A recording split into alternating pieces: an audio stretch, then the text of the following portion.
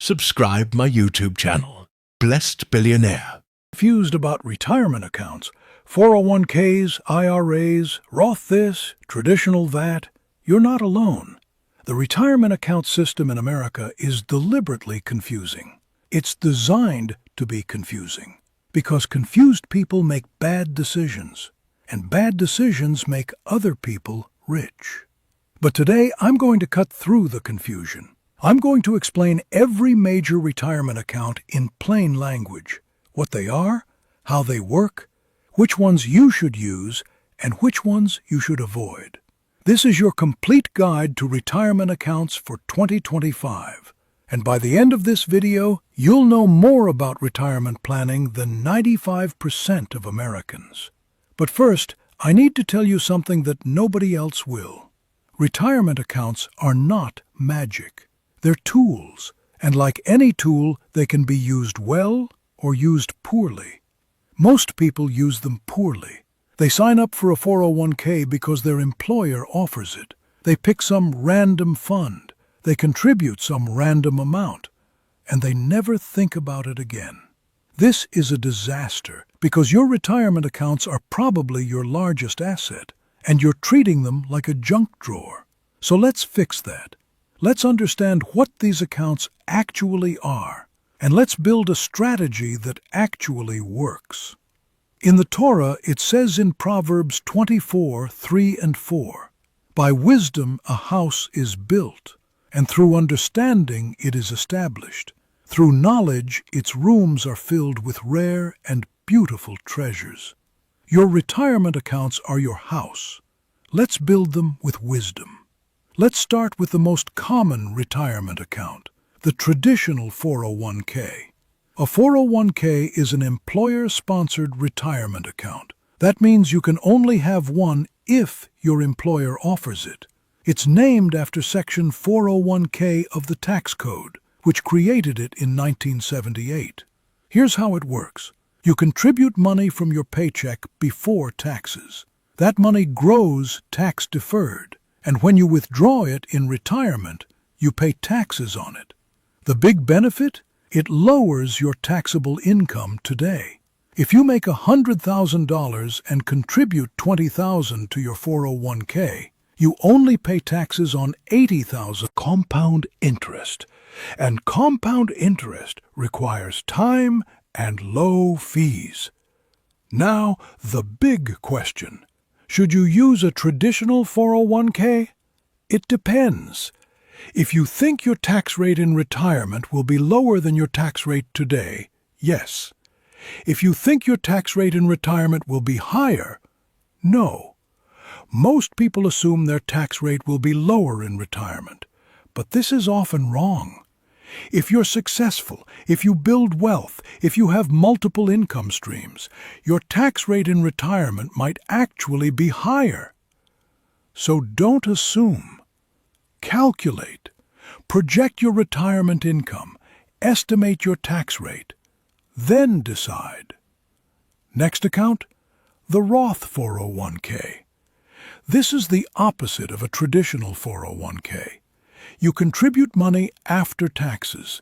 It grows tax-free, and when you withdraw it in retirement, you pay no taxes. The contribution limit is the same, $23,500 for 2025 if you're under 50, $31,000 if you're 50 or older. The big advantage? Tax-free growth. If you contribute $500,000 over your career and it grows to $2 million, that entire $2 million is yours, tax-free, forever. This is powerful, especially if you're young, especially if you expect your income to grow, especially if you think taxes will be higher in the future. And here's a bonus. As of 2024, Roth 401ks no longer have required minimum distributions. That means you can leave the money in the account forever. You can pass it to your children. Tax-free wealth for generations. In Genesis 13:2, it says Abraham was very wealthy in livestock and in silver and gold. But notice, He didn't just accumulate wealth. He passed it on. He built generational wealth. That's what a Roth 401k allows you to do. Build wealth that lasts beyond your lifetime. So, should you use a Roth 401k or a traditional 401k? Here's my rule. If you're young and your income is relatively low, use a Roth. If you're older and your income is high, use a traditional. If you're somewhere in between, deduction starts to phase out. You can still contribute, but you won't get the tax deduction, which makes it less attractive. So here's my strategy. Max out your 401k first, especially if you get an employer match. Then max out your IRA. Then go back and contribute more to your 401k if you can. In Proverbs 21 verse 5 it says, "The plans of the diligent lead to profit, as surely as haste leads to poverty." Plan your contributions. Be strategic. Don't just throw money randomly at accounts. Next account, the Roth IRA. This is my favorite retirement account, and I think it's the most powerful wealth-building tool available to most Americans. A Roth IRA is an individual retirement account where you contribute after-tax money. It grows tax-free, and you withdraw it tax-free in retirement. The contribution limit for 2025 is $7,000 if you're under 50. $8,000 if you're 50 or older. But here's the catch. There are income limits. If you make too much money, you can't contribute directly to a Roth IRA. For 2025, if you're single and make more than $161,000, or married and make more than $240,000, you can't contribute. But there's a workaround. It's called the backdoor Roth IRA. You contribute to a traditional IRA, which has no income limits, then immediately convert it to a Roth IRA. It's legal, it's common, and it works. Now, here's what makes the Roth IRA so powerful. You can withdraw your contributions at any time, tax-free and penalty-free. Let me say that again. You can withdraw your contributions at any time. Not your earnings, just your contributions. But still, this makes the Roth IRA incredibly flexible. It's a retirement account, but it's also an emergency fund. It's also a down payment fund. It's also a bridge account. And here's the other rule. The 5-year rule. You must wait 5 years from your first contribution before, again, $69,000. That's almost 3 times the 401k limit. This is why self-employed people and business owners can build wealth so much faster than employees. They have access to accounts with much higher limits. If you're self-employed, a SEP IRA is one of the best tools available. It's simple to set up. It has high contribution limits, and it gives you massive tax deductions. In Deuteronomy 8:18, it says, "Remember the Lord your God, for it is He who gives you the ability to produce wealth." If you have the ability to produce wealth through self-employment, use a SEP IRA to maximize it. Next account, the 403b. This is basically a 401k for nonprofit employees, teachers, nurses, government workers, religious organization employees. It works exactly like a 401k. Same contribution limits, $23,500 for 2025 if you're under 50, $31,000 if you're 50 or older. The only difference is who offers it. 401ks are for for-profit companies. 403bs are for nonprofits. If you work for a nonprofit and they offer a 403b, treat it exactly like a 401k. Contribute enough to get the match. Pick low-cost index funds. Invest consistently. Next account, the 457 plan. This is another retirement account for government employees and some nonprofit employees. It works like a 401k, but with one huge advantage: no early withdrawal penalty. With a 401k or IRA, if you withdraw before age 59 and a half, you pay a 10% penalty. But with a 457 plan, you can withdraw as soon as you leave your job. No penalty, no waiting. This makes the 457 plan incredibly powerful for people who want to retire early.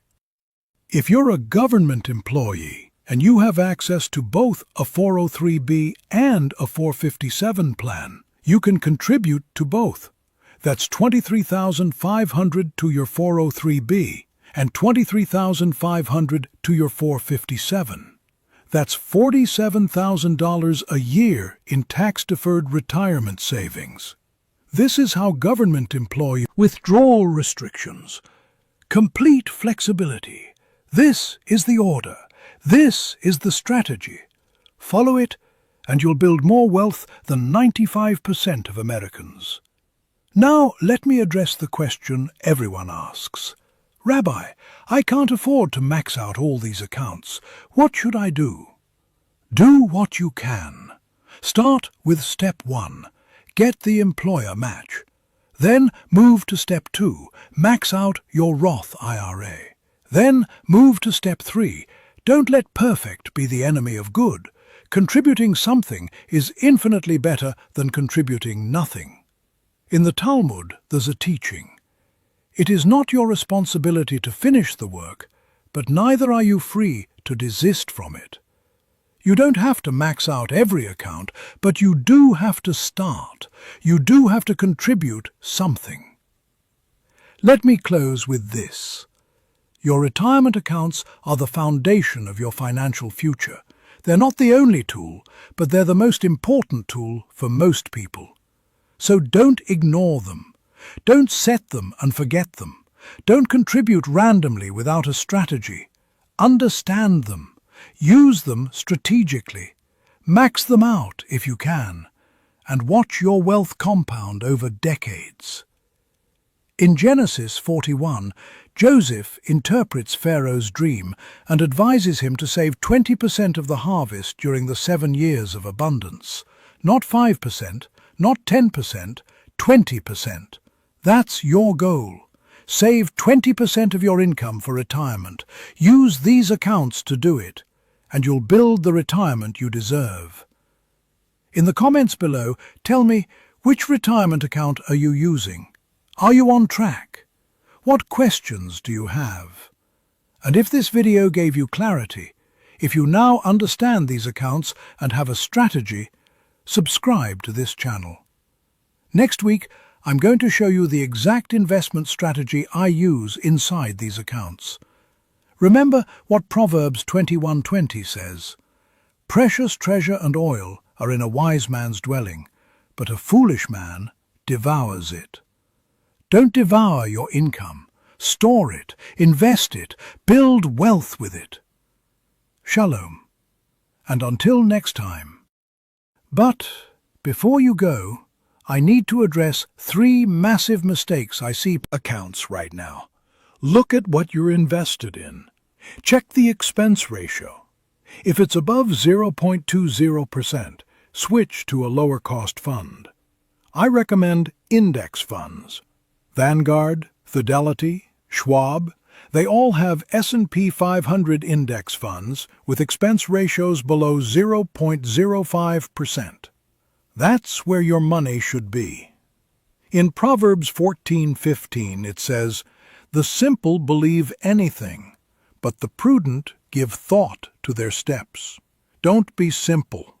Don't blindly accept high fees. Be prudent. Check your fees. Mistake number 2, not rebalancing. Most people set up their retirement account once and never touch it again. They pick an allocation, maybe 80% stocks, 20% bonds, and they forget about it. But here's the problem. Over time, your allocation drifts. If stocks go up and bonds stay flat, suddenly you're 90% stocks, 10% bonds. You're taking more risk than you intended. Or, if you're close to retirement and stocks crash, you could lose years of gains right when you need the money most. So you need to rebalance. At least once a year, check your allocation. If it's drifted more than 5% from your target, rebalance. This is simple. It takes 10 minutes, but most people don't do it, and it costs them. I had a client who was 62 years old. He was planning to retire at 65. He had $800,000 in his 401k. He thought he was 60% stocks, 40% bonds. But when I looked at his account, he was actually 85% stocks, 15% bonds. He hadn't rebalanced in 15 years. Then, 2008 happened. The market crashed. His account dropped to $450,000. He lost $350,000, and he had to work 5 more years to recover. If he'd been properly balanced at 60-40, he would have only lost $200,000. He would have recovered in 2 years instead of 5. Rebalancing matters. Don't ignore it. Mistake number 3. Cashing out when you change jobs. This is the biggest mistake I see. Mistake. When you change jobs, roll your 401k over to an IRA or your new employer's 401k. Never cash it out. In the Torah, Esau sold his birthright for a bowl of stew. He traded his future for immediate gratification, and he regretted it for the rest of his life. Don't be Esau. Don't trade your retirement for immediate gratification. Now, let me give you 3 advanced strategies that most people don't know about. Strategy number 1, the Mega Backdoor Roth. If your 401k plan allows after-tax contributions, you can contribute up to $69,000 total per year between employee contributions, employer match, and after-tax contributions. Then, you can convert those after-tax contributions to a Roth 401k or Roth IRA. This is called the Mega Backdoor Roth. It's complicated. Not every plan allows it. But if yours does, and you have the cash flow, it's one of the most powerful wealth-building strategies available. Strategy number 2, the Roth Conversion Ladder. If you retire early, before age 59 and a half, you can't access your retirement accounts without penalty. Or can you? Here's the strategy. Convert portions of your traditional IRA to a Roth IRA each year. You'll pay taxes on the conversion. But after 5 years, you can withdraw those conversions penalty-free. So if you retire at 50, you start converting $40,000 a year from traditional to Roth. At age 55, you can start withdrawing those conversions. At age 56, you can withdraw the second year's conversion, and so on. This allows you to access your retirement money early without penalties. It's legal, it's powerful, and it's how many early retirees fund their lifestyle. Strategy number 3, the Solo 401k. If you're self-employed with no employees, you can set up a Solo 401k. This allows you to contribute as both the employee and the employer. For 2025, you can contribute $23,500 as the employee, plus up to 25% of your net or 70. Those extra years make a massive difference. Step 4. Invest aggressively. If you're behind and you have time, you need growth. That means stocks. 80%, 90%, maybe even 100% stocks. Step 5. Consider working part-time in retirement. You don't have to fully retire. You can semi-retire. Work 20 hours a week doing something you enjoy. That income can supplement your retirement savings. In the Talmud, Rabbi Akiva started studying Torah at age 40. He became one of the greatest scholars in Jewish history. It's never too late to start.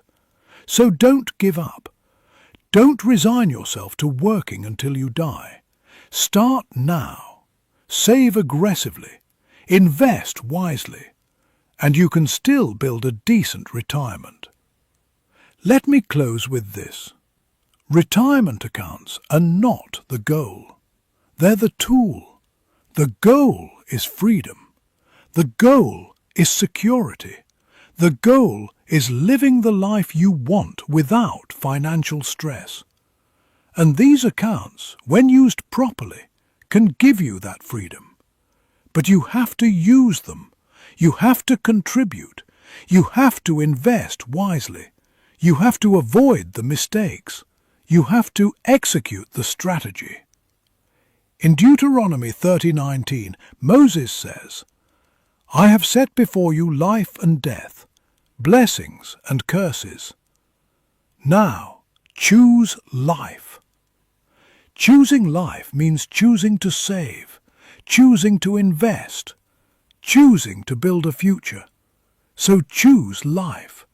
Max out your Roth IRA. Contribute to your 401k. Build multiple income streams. And create the retirement you deserve. In the comments below, tell me, what's the one action you're going to take this week to improve your retirement situation? Are you going to open an account? Increase your contribution? Check your fees?